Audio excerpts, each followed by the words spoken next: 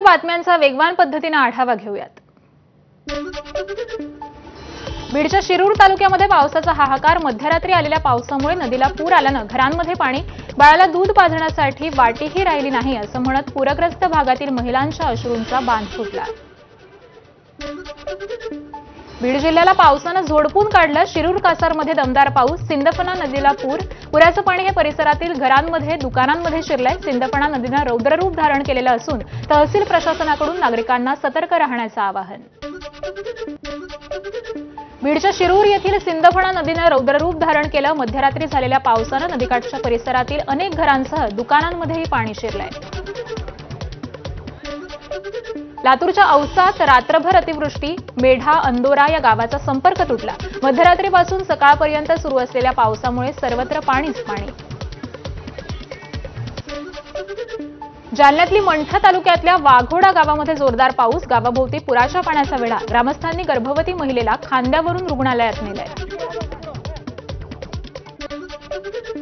जालन्यात मुसळधार पाऊस, जालन्यातील कल्याण मध्यम प्रकल्प ओव्हरफ्लो, 10 ते 15 गावांचा पाणी प्रश्न यामुळे मिटलाय। छत्रपती संभाजीनगरच्या कन्नड तालुक्यात पावसाची जोरदार हजेरी, घाटशेंद्रा गावातील घराघरांमध्ये पाणी शिरलं। बुलढाण्याच्या सिंदखेड राजा तालुक्यातील डोधरा नदीला पूर, रमणा गावांमध्ये नदीचं पाणी शिरल्यामुळे अनेक कुटुंबांना सुरक्षित ठिकाणी हलवलं। काही वृद्धांना आणि लहान मुलांना गावातील तरुणांनी पाठीवर घेऊन सुरक्षित स्थळी नेलं। बुलढाण्यातील मोताळा तालुक्यात देखील मुसळधार पाऊस, सर्वत्र नदी नाल्यांना पूर। रोहिणखेड सावळबद्रा हा मार्ग रात्रीपासूनच बंद, तर अनेक गावांचा पुरामुळे संपर्क तुटलाय।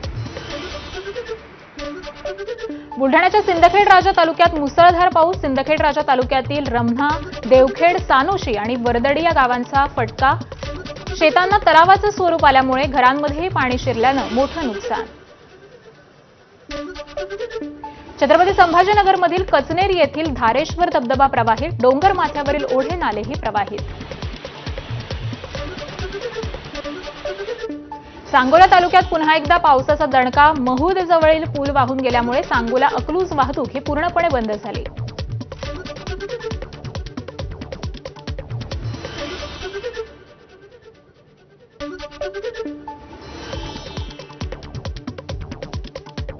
सोलापूरच्या वेळापूर भागामध्ये रविवारी रात्रभर मुसळधार पाऊस, अतिवृष्टीमुळे अकलूज ते सांगोला या मार्गावरील घुमारे ओढ्यावरील पुलावरून पाणी आलंय।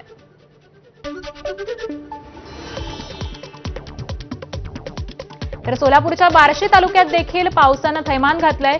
आगळ गावामध्ये चांदणी नदीची पूरपरिस्थिती कायम आहे। नदीला पूर आल्यामुळे बार्शी तालुक्यातील काही गावांचा संपर्कही तुटलाय।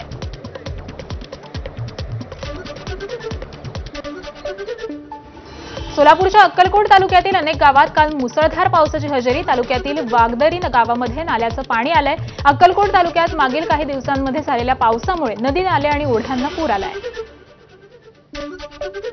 अहिल्यानगरमध्ये रात्री पावसाची जोरदार हजेरी, पावसामुळे सीना नदीला पूर। शिवाजीनगर रोड, नालेगाव आणि बोल्हेगाव या भागातील जनजीवनही विस्कळीत। अहिल्यानगरच्या पाथर्डी शहरासह तालुक्यातील अनेक गावांमध्ये जोरदार पाऊस, अनेक ठिकाणांवरील रस्ते हे पुन्हा बंद। मोहटादेवी भक्तांनी घटस्थापनेच्या दिवशी मोहटादेवी गडावर येऊ नये, घरीच थांबावं, मोहटादेवी देवस्थानकडून आवाहन। जालन्यातील सेवली गावात ढगफुटी सदृश्य पाऊस, रात्रीत झालेल्या पावसातून गावाकडे जायचे सगळे रस्ते बंद।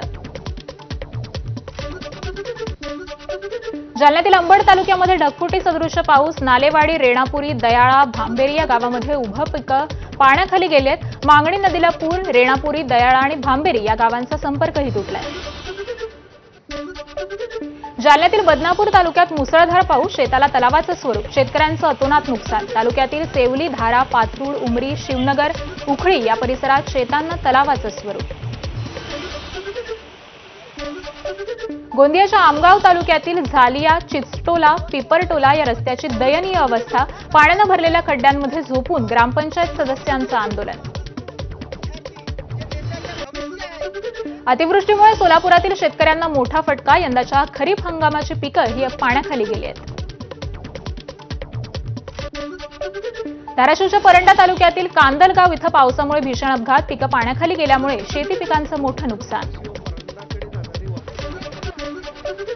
परभणीच्या गंगाखेडमधील गौंड गावात ऊस पिकांचं नुकसान, पावसामुळे ऊस आडवा, शासनानं तातडीनं मदत करण्याची शेतकऱ्यांची मागणी.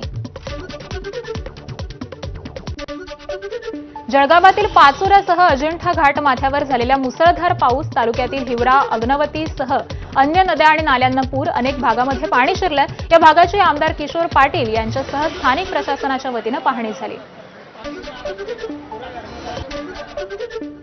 जळगावमधील कस्तोरा नाल्याला पूर, घरात पाणी शिरल्यामुळे अनेक नागरिकांच्या संसार उपयोगी वस्तू वाहून गेल्यास शासनानं तातडीनं मदत करण्याची मागणी करण्यात आली आहे. छत्रपती संभाजीनगरच्या सोयगाव तालुक्यामध्ये मुसळधार पाऊस, रुद्रेश्वर लेणी डोंगरावरील दरड कोसळली, यामुळे लेणीला देखील धोका निर्माण झालाय. जळगावमधील पाचोरा तालुक्यात मुसळधार पावसामुळे नद्या नाल्यांना पूर, नदीकाठच्या गावांना प्रशासनानं सतर्कतेचा इशारा दिलाय. धाराशिवच्या भूम तालुक्यातील बाणगंगा नदीला पूर, लाखी इथं नदीकाठच्या शेतशिवारात पाणी शिरलं. पावसामुळे शेतकऱ्यांचं मोठं नुकसान, अनेक गावं आणि शहरातील सखल भागांमध्येही पाणी शिरल्यामुळे शेतांचं नुकसान. धाराशिवच्या भूम इथं पुराच्या पाण्यामध्ये अडकून महिलेचा मृत्यू, मुसळधार पावसामुळे हिवरडा येथील पाझर तलाव फुटला. भूममधील बाणगंगा, नळी, बेलगाव, अंतरगाव आणि लाखी या नद्यांना पूर, तर अनेक गावांमध्ये पाणी शिरल्यानं संसार उपयोगी साहित्याचं नुकसान. धाराशिवच्या परंडा तालुक्यातील देवगावात पुराच्या पाण्यामुळे लोकांनी घराच्या पत्र्यावर जात घेतलाय आसरा. देवघर खुर्द इथं चांदणी नदीला आलेल्या पुरामुळे नागरिकांचे प्रचंड हाल होत आहेत. धाराशिवच्या भूम आणि परंडा तालुक्यात पावसाचा हाहाकार, चांदणी नदीनं रौद्ररूप धारण केलेलं असून चावडी शाळा आणि घराघरांमध्ये पाणी शिरलंय, त्यामुळे जीवनावश्यक वस्तूंचं नुकसान. सांगलीच्या जतमधील उमदी भागामध्ये रात्री मुसळधार पाऊस, पावसानं शेतकऱ्यांचं अतोनात नुकसान. द्राक्ष बागा पाण्याखाली, मुसळधार पावसामुळे अनेकांच्या घरातही पाणी शिरलंय. बीडच्या धनेगाव येथील मांजरा प्रकल्पातून पाण्याचा विसर्ग कमी, पाण्याची आवक पाहता आता धरणाचे एकूण 6 दरवाजे उघडण्यात आले. बीडमधील माजलगाव धरणाचे 11 दरवाजे उघडले. धरणामधून सिंदफणा नदीपात्रामध्ये पाण्याचा मोठा विसर्ग सुरू आहे. नदीकाठच्या गावांना प्रशासनानं सतर्कतेचा इशारा दिलाय. साताऱ्याच्या खटाव तालुक्यातील येरळवाडी धरण ओव्हरफ्लो, सांडव्यावरून प्रथमच 6170 क्युसेकनं पाण्याचा विसर्ग सुरू. दुष्काळी भागातील एखाद्या धरणामधून प्रतिसेकंद 6000 क्युसेकपेक्षा अधिक पाण्याचा विसर्ग होत असल्यानं आश्चर्य व्यक्त.